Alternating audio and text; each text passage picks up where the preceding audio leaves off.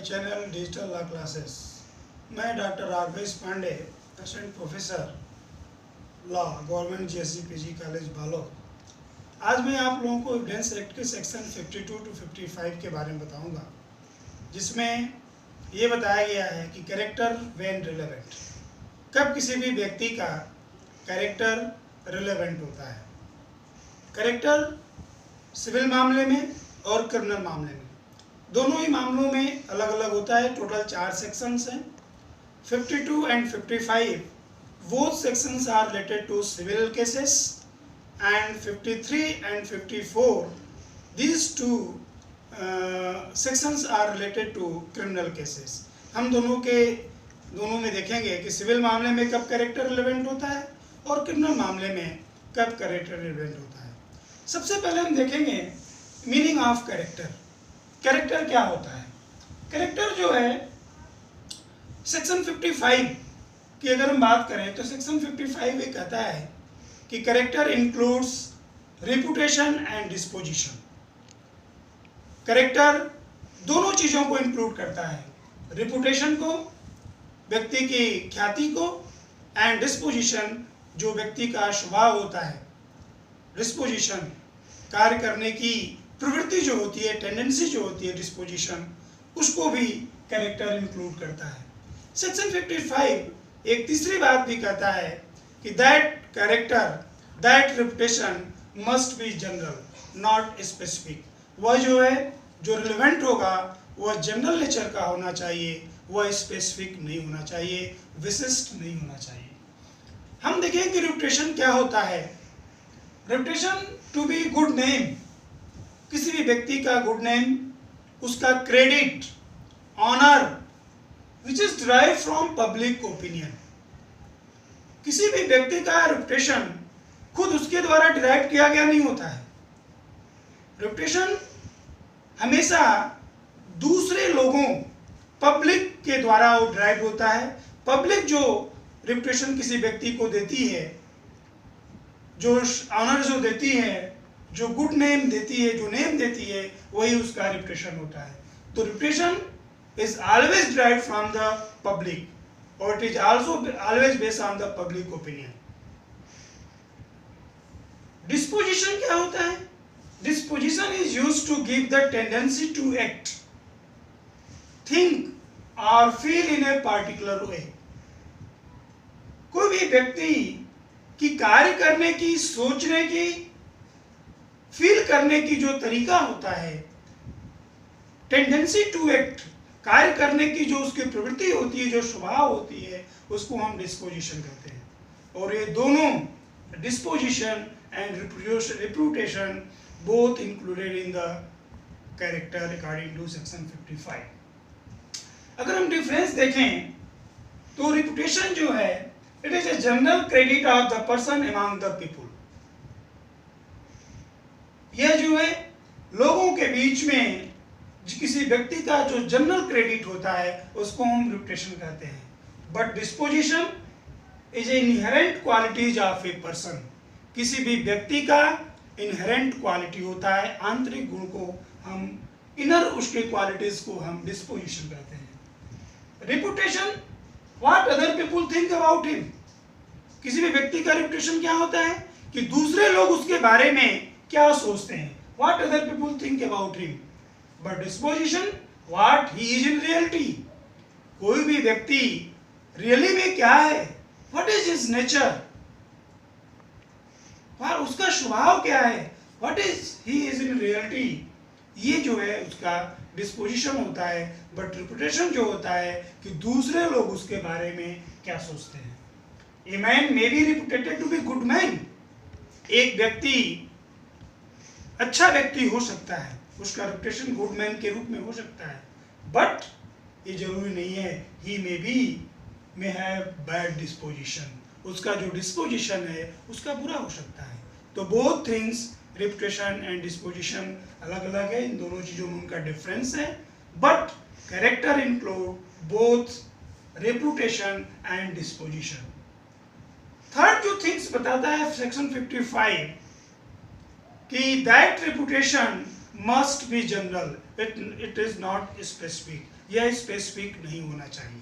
किसी भी व्यक्ति का कैरेक्टर के बारे में जो एविडेंस होगा वो तभी रिलेवेंट होगा वो जो है जब क्या हो, जनरल हो, स्पेसिफिक नहीं हो।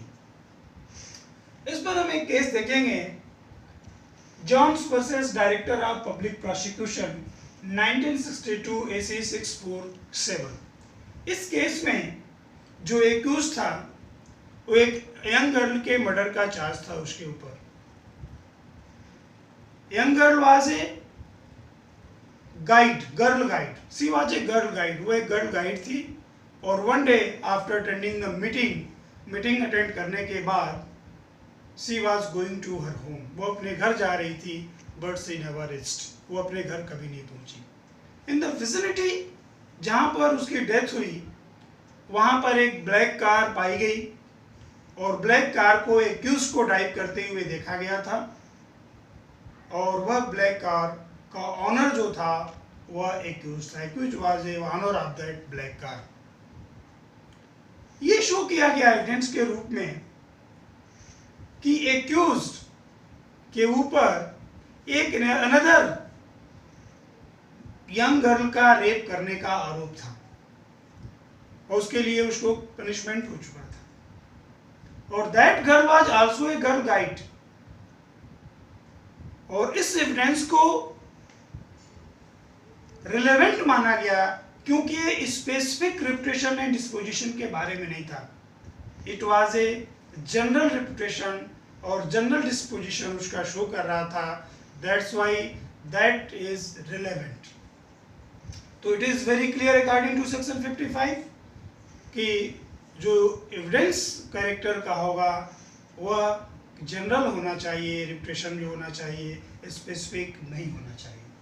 अब हम सेक्शन 52 के बारे में बात करेंगे। 52 ये कहता है, हम सिविल केसेस के बारे में पहले देख रहे हैं दोनों सेक्शन 52 एंड 55, उसके बाद क्रिमिनल केसेस के बारे में। In civil cases character to prove conduct imputed irrelevant. Civil मामले में किसी भी कंडक्ट जिसका इम्प्यूटेशन है उसको प्रूव करने के लिए कैरेक्टर क्या होता है, इररिलेवेंट होता है, असंगत होता है। अर्थात सिविल मामले में किसी व्यक्ति के कंडक्ट को जिस इम्प्यूटेड जो कंडक्ट है उसको प्रूव करने के लिए, प्रोबेबल और इम्प्रोबेबल बनाने के लिए किसी भी प्रकार का कैरेक्टर का एविडेंस रिलेवेंट नहीं होगा। अर्थात जनरली कोई भी व्यक्ति कैरेक्टर का एविडेंस देख करके गुड या बैड ये नहीं कह सकता कि ये कार्य मैंने नहीं किया है या मैं नहीं कर सकता हूं क्योंकि मेरा कैरेक्टर ऐसा नहीं है। जरूरत रीजन क्या है कि कोर्ट जो है केसेस को किस पे डिसाइड करते हैं, on the basis of the fact not of the character. Court जो है किसी भी केस को जो डिसाइड करते हैं किसके बेस पे, फैक्ट के बेस पे, कि कैरेक्टर के बेस पे नहीं। और अगर इसको रिलेवेंट बनाया जाए तो unnecessary prejudice to the mind of the जज one by other, one way और अदर। अगर जो है कैरेक्टर को हम रिलेवेंट बनाते हैं तो जज के माइंड को कहीं ना कहीं प्रोड्यूस करेगा किसी न किसी तरीके से। इसलिए जो है हम कैरेक्टर यहाँ पर कैरेक्टर को रिलेवेंट सिविल मामले में नहीं बनाया गया है। अगर एग्जाम्पल देखें तो अगर किसी व्यक्ति पर नेग्लिजेंट ड्राइविंग करने का आरोप है कि उसने ड्राइविंग जो है बहुत नेग्लिजेंटली किया है, वह व्यक्ति एक एविडेंस देता है कि मेरा कैरेक्टर बहुत अच्छा है और इतना अच्छा है कि आई कांट ड्राइव नेग्लिजेंटली, वह ऐसा एविडेंस नहीं दे सकता है। Similarly if the opposition party want to give the evidence of his bad character, कि उसका कैरेक्टर इतना बैड है कि जरूर वह जो है नेग्लिजेंटली ड्राइव किया होगा, वह भी नहीं दे सकता है। तो कैरेक्टर का एविडेंस चाहे वो गुड हो या बैड वह रिलेवेंट नहीं होता है सिविल मामले में। लेकिन इसके कुछ एक्सेप्शंस हैं और उन एक्सेप्शनल मामलों में वह रिलेवेंट होता है। There are 3 situations in which evidence of character is relevant in civil cases. Number 1, when character is in issue, जब कैरेक्टर जो है खुद विवाद में हो, वो फैक्ट इन इशू हो, तो वहां पर जो है हम उसको कैरेक्टर का एविडेंस रिलेवेंट हो जाएगा। सेक्शन 5 भी ये कहता है, मैंने आपको बताया था कि एविडेंस में be given only to fact in issue or relevant fact. Evidence केवल 2 तथ्यों का दिया जा सकता है, फैक्ट इन इशू विवादक तथ्य का या रिलेवेंट फैक्ट का, सुसंगत तथ्य का। तो जब कोई तथ्य अपने आप में विवादक तथ्य है, रिलेवेंट फैक्ट है, तो उसका एविडेंस दिया जा सकता है, और कैरेक्टर का एविडेंस भी अगर वो इशू है तो दिया जा सकता है। एग्जाम्पल अगर आप देखें तो अगर कोई व्यक्ति डाइवोर्स का केस फाइल करता है on the ground of cruelty, तो क्रूएलिटी जो है उसका क्रूएल नेचर अपने आप में फैक्ट इन इशू है, और उसका जो है एविडेंस दिया जा सकता है, और that will be relevant. Second है when character appear from other relevant evidence. Section 52 में ही बताया गया है कि जनरली वो तो रिलेवेंट नहीं होता है सिविल केसेस में, लेकिन यदि कैरेक्टर जो है कहां से अपीयर होता है, अदर रिलेवेंट फैक्ट के द्वारा। सेक्शन 6 to 55 जो चैप्टर है रिलेवेंसी का, उसमें किसी भी तथ्य को जब रिलेवेंट बनाया गया है और उनमें से किसी के द्वारा अगर कैरेक्टर अपीयर होता है, तो वह जो है रिलेवेंट हो जाएगा और उसका एविडेंस दिया जा सकता है। जैसे कोई जर्नलिस्ट है और उस पर यह आरोप है कि उसने जो है एक्सप्लॉयटेशन किया है, और किसी व्यक्ति ने जिसका एक्सप्लॉयटेशन हुआ है वो जो है डिफेमेशन के लिए केस फाइल करता है। जर्नलिस्ट कहता है कि हमने जो कहा है, व्हाट एवर ही सेड और पब्लिश दैट इज ट्रू, वह सही है। तो उसको ये प्रूफ करना पड़ेगा कि जिस व्यक्ति ने का ऐसा नेचर है, उसका एक्ट है प्लेंटिफ का, उसका एक्सप्लॉइटिंग नेचर को उसको प्रूफ करना पड़ेगा कि उसने जो किया है वो सही है, जो उसने कहा है वो सही है, और इससे उसके कैरेक्टर भी अपीयर होगा, और court can note on that, और कोर्ट उसको ले सकता है। तो जब कोई कैरेक्टर अपीयर होता है किसी अन्य फैक्ट जो रिलेवेंट है उसके द्वारा, तो वहां पर उसको एक्सेप्ट किया जा सकता है। तीसरा जो कंडीशन है सिविल मामले में, सेक्शन 55 में, कैरेक्टर एज अफेक्टिंग डैमेजेस। जब कोई व्यक्ति कोर्ट से जो है डैमेजेस चाहता है, कंपेंसेशन चाहता है, तो वहां पर वे तथ्य जो कोर्ट को तय करने में सहायता पहुंचाते हों कि कितना डैमेज, कितना कंपेंसेशन उसको दिया जाए, तो वे फैक्ट जो है वहां पर रिलेवेंट होते हैं, और वहां पर कैरेक्टर का जो एविडेंस है वो भी रिलेवेंट होता है। तो अगर कोई व्यक्ति कोर्ट में जाता है कंपेंसेशन के लिए, तो कितना अमाउंट उसको दिया जाए, उसको तय करने के लिए कैरेक्टर का एविडेंस जो है रिलेवेंट हो जाता है कि उसका कैरेक्टर क्या है। और जैसे डिफेमेशन के मामले में, मानहानि के मामले में, रेप के मामले में, किडनैपिंग के मामले में, breach of promises of marriage के मामले में, इन सभी मामलों में कंपेंसेशन के लिए अगर कोई व्यक्ति जाता है, तो उसका प्लेंटिफ का कैरेक्टर का एविडेंस जो है रिलेवेंट हो जाएगा।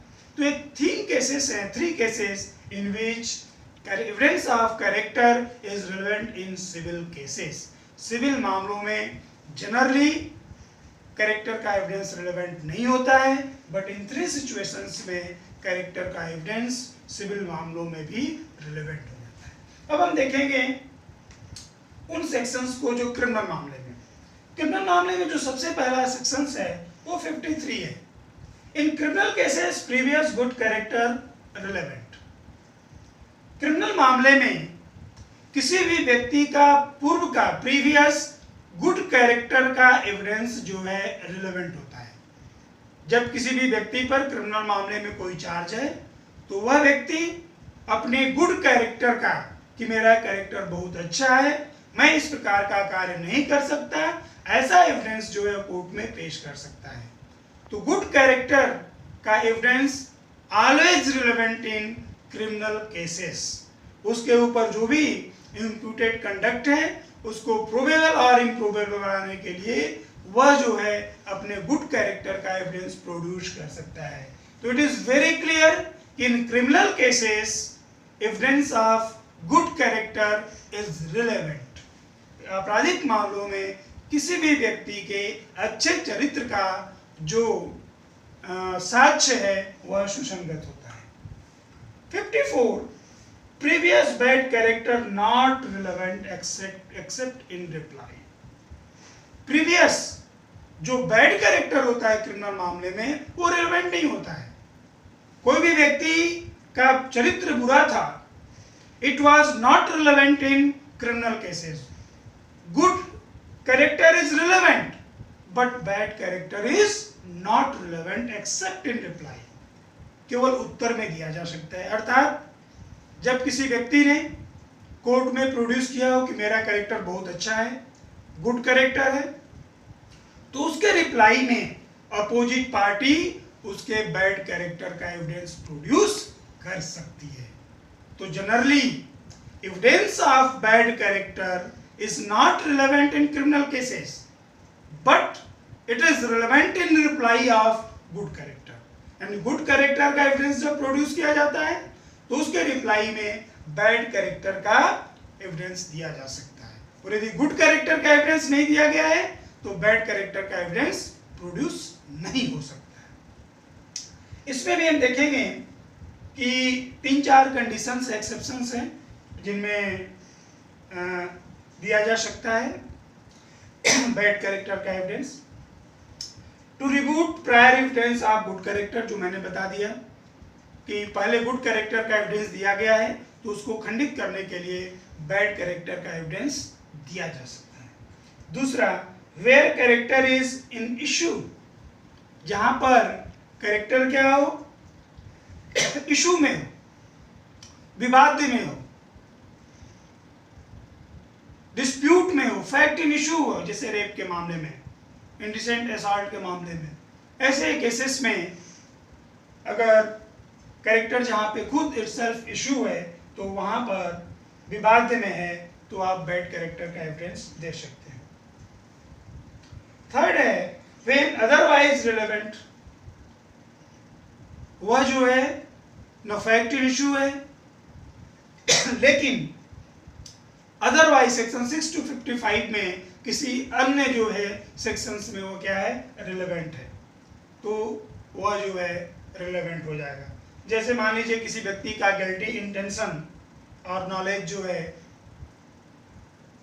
फैक्ट इन इशू है तो वहां पर सेक्शन 14 और 15 के अंतर्गत उसका एविडेंस जो है दिया जा सकता है और उससे जो उसका कैरेक्टर अपीयर होता है वह रिलेवेंट हो सकता है। Fourth, previous conviction is relevant as evidence of bad character. अगर किसी व्यक्ति का को किसी अपराध के लिए प्रीवियस पहले जो है कन्विक्शन हुआ है, दोष सिद्ध हुआ है, तो वह दोष सिद्धि जो है बैड कैरेक्टर के रूप में क्या होगी, रिलेवेंट होगी। बैड कैरेक्टर कब रिलेवेंट होगा, रिप्लाई में, जब फैक्ट इन इशू हो या कभी अदर फैक्ट से वो क्या होता हो, अपीयर होता है। और बैड कैरेक्टर के रूप में प्रीवियस कन्विक्शन भी क्या होगा, रिलेवेंट होगा।